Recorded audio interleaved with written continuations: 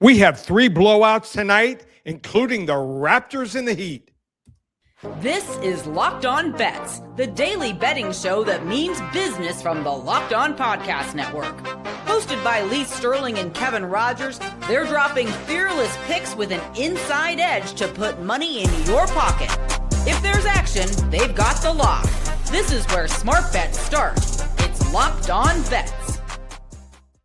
Welcome to the Tuesday edition of Locked On Bets. Kevin Rogers and Lee Sterling of Paramount Sports with you. And as always, we appreciate you making Locked On Bets your first listen of the day here on the Locked On Podcast Network, the #1 sports podcast network. And as Lee alluded to, it's a blowout special, holiday blowouts across the board today, as we got 2 NBA games, also 3 bowls today. We're going to look at the New Orleans Bowl as well. So a lot of blowouts we're going to get to. So Lee, without further ado, let's get to the first one in the NBA. Oh, boy. Last one out, turn off the lights. This one's a blowout. The Miami Heat were on fire to start the season, and then they've cooled off significantly since beating the Clippers back on December 1st, a game that Lee Sterling attended. And since then, the Heat have lost 7 of 8, the only win coming over the lowly Nets on the road. So the Heat get the Raptors tonight at home. They just lost to Toronto at home recently. But, Lee, what do you like here with the Heat and the Raptors? All right, sometimes you go to a game and you don't make a wager, but you see some things you can use later on. And that was the case last Monday night in the Toronto game when they visited Miami. So I'm at this game, and I'm like, wow, Miami looks pretty good in the first half. And then Toronto just willed their way to a win. They were hustling more than Miami. Miami was coming off, trying to get into the Cup. Semifinals, fell a little short to Orlando. Coming home, sometimes you get that one-game homestand and just not up for it. And they ran out of gas in Toronto. Give them credit, got the job done. Brandon Ingram was incredible that night, but may not play today. So the line is Miami 5.5. In that game, especially the second half, which Miami was outscored by 16 in the second half, couldn't hit three-pointers. They were 9 for 31, just 29%, where they're in the top 10 in the league in 3-points made. And also just regular field goals, 42.2%. They were 35 for 83, even as far as rebounds. But like I said, second half, Toronto was all over the glass. Miami lost one of their key bench guys, Jovic. He ended up going out 1 minute into his time. He came into the game, had a layup, got hit on the elbow, had to be taken off. He may not be back for this game, but Khalil Warewell, he looks like he's going to want a little bit of a rematch there. He only scored 6 points in that game. Norman Powell was mediocre. Fontecchio, only 3 points. Wiggins, 10. Miami just did not look good. Even Jaime Jaquez, one of the best players off the bench, only had 10 points that game. So I think Miami is going to be psyched up for this game. Sometimes it's all about preparation. I love rematch games, especially in short periods of time. And I think Toronto is probably feeling pretty good about themselves, feeling they won that first game, and they got a good chance in the second one. I'm going to lay the 5.5 here on Tuesday night. I think the Miami Heat blow out the Toronto Raptors tonight in the NBA.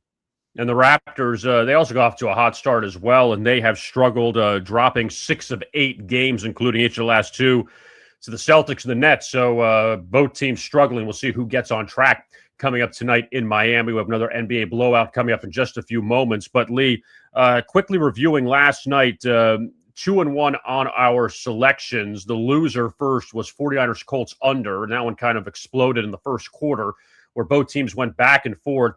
And San Francisco ended up winning that game. The Niners could be a dangerous team once we get to the playoffs. The Colts are pretty much done now. But a couple thoughts on that. Number one, side note, you hit the Brock Purdy over rushing prop. But secondly, he had 5 touchdown passes. Phillip Rivers didn't play too bad. I mean, considering his second start, 44 years old. But Colts just ran into a buzzsaw there. San Francisco playing very well. Oh, yeah. We lost the under. I knew it was real quick when it was 14-7, middle of the first quarter. But we still went 2-1 on the show. for our player props, like I said, we gave out the Brock Purdy over 9.5 rushing yards. That hit in the first half. We had George Kittle over 67.5 receiving yards. That went over. We had Phillip Rivers over half a touchdown pass. All we needed was one. That one. Phillip Rivers over 157.5 passing yards. That one. So 4-0 sweep on the props. So if you're with us on the props, you did well. So still a good day. We'll take 2-1 every single day of the week and give Phillip Rivers credit. Maybe the reason at 44 he's still able to play is when you have 10 kids, you got to be up and early. There's no time off. So I know it was like raising 2, and I didn't even I'm like, I'm done after 2. 3 or 4 would have been a lot for me. 10, almost inconceivable. Yeah, I don't even know how he does it, but at 44, I don't know how he does it, but Godspeed. The other game, too, Illinois, we nailed that against Missouri, 91-48 last night in St. Louis. I think one of the big things that we had talked about was Missouri's strength of schedule is one of the worst in the country, that they're just loading up on all these cupcakes. Then they play good teams, and this is what happens. And Illinois just ran them out last night, so good blowout there. So let's continue, Lee, with our theme of another blowout special. Oh, boy. Last one out, turn off the lights. This one's a blowout. The Rockets continuing their road trip in Inglewood tonight against the Clippers. They get the Lakers coming up on Christmas, so it's been a long road trip for Houston, and they've dropped 3 of 4, but all 3 losses have come in overtime. At Sacramento on Sunday, they blew a 25-point lead at New Orleans. Also, they had another loss in overtime, and this Rockets team, they are just looking to. Oh, it was the Denver game, because they had played Denver twice. They lost them earlier and then beat them the second time. But also, Houston beat the Clippers by 2 the last time they faced them at home. Now laying 7.5 against this LA team that just routed the Lakers a few nights ago. And the Clippers have won back-to-back games once this season. Also, they were 0-9 against the spread at home before that Lakers victory. I just think that KD and the Rockets, that they'll come out tonight, and after blowing a couple big leads the last few losses, they will come out, play well. Let's lay the points, not mess around. Let's take the Rockets tonight against the Clippers, the late-night game at NBC, and that will be our second blowout special. Yeah, I'm on it too. I like the fact playing on teams after they've blown a couple late leads. So they'll be cognizant of that, and they'll want to, like I said, close the door and make sure they win big if they're up. So I feel pretty good that we're not going to lose with the backdoor cover tonight with the Rockets. And also the Clippers, their third time they're a home underdog. First 2 times against the Nuggets and Thunder, lost by double digits each time. So I don't like them here as a home underdog in this spot. So we do have coming up, Lee, college football. The bowls continue today. 3 of the bowls, the New Orleans Bowl, we're going to focus on coming up in just a little bit. So we're going to get to that coming up. You are listening to the Tuesday edition of Locked On Bets. Let's talk about FanDuel, and we are hitting our stride in the NFL, and NFL Sundays move fast, Thursdays move fast. You have 3 games coming up on Christmas. You have 2 games on Saturday, so it's a busy week in the NFL. One big play, and suddenly everything feels different. That's what makes live betting with FanDuel so exciting. You're not just watching the game, you're reacting to it in real time. With FanDuel, you can place bets as the action unfolds, every drive, every momentum swing, every highlight moment. Like we talked about, live betting is a really cool feature that instead of trying to rush, get your pick in before the game, maybe you see the line moves the way you don't want it to move, so you feel like you're shut out. Not necessarily the case. You could wait for the game to start and get in once the game kicks off. Maybe wait a minute, wait 5 minutes, wait 10 minutes, maybe wait a quarter into the game and see where it's at, see if there's a side or a total that you like, or even a player prop that maybe gets adjusted. Maybe there's a weather situation that you want to wait on. So you have a lot of things going on live betting. The odds are always changing, but at least you could maybe jump on it if you have a good feel. That's the cool thing about live betting at FanDuel. So if you want to be right in the middle of the action this season, visit FanDuel.com and place your NFL live bets all season long. FanDuel, the game moves fast, and so can you. We continue here on the Tuesday edition of the Locked On Bets. Kevin Rogers and Lee Sterling of Paramount Sports, and we get into a boatload of college football bowl games today. 3 for Toledo and Louisville in the Boca Raton Bowl. Also, you have tonight UNLV and Ohio in the Frisco Bowl, and Western Kentucky and Southern Miss, a couple of Conference USA rivals, and Southern Miss down the Sun Belt. But they are meeting in New Orleans at the Superdome, and that is where we go to, Lee, our third blowout special. Oh, boy. Last one out, turn off the lights. This one's a blowout. I mean, if you're going to get like regional, this is as regional as you can get with Western Kentucky and Southern Miss playing in Louisiana. This is what you need, not Texas Tech and Oregon playing in Miami at the Orange Bowl. So, Lee, what do you like here with the Hilltoppers and the Golden Eagles, who actually have played better this year? They struggled for a few years, but now back in a bowl. All right, so probably 10 to 20,000 fans from each team will be watching this game or attending live.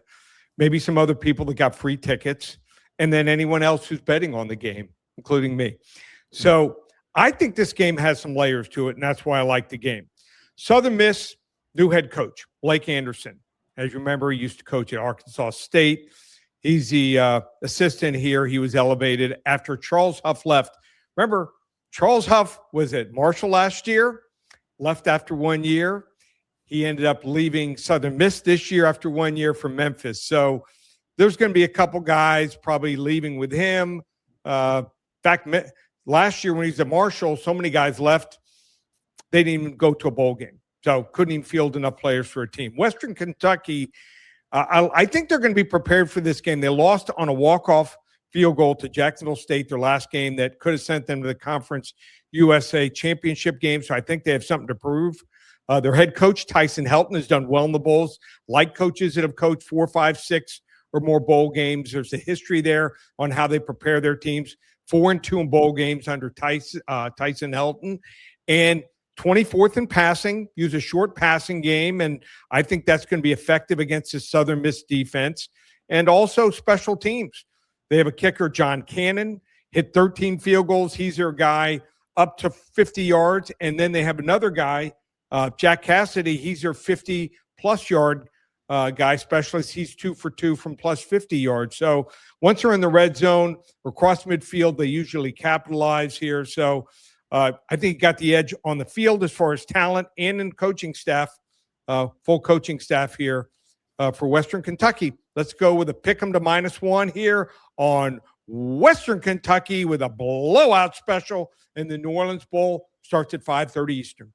Yeah, and we've seen some of these teams going in these bowls, Lee, where their coaches left. Washington State, I think, was the first team to win with their coach leaving. He went to Iowa State, but before that, we saw USF struggle. We've seen some other teams that have lost with their coach leaving. So we'll see how that turns out today. And yeah, it's amazing to go to 3 schools in 3 years.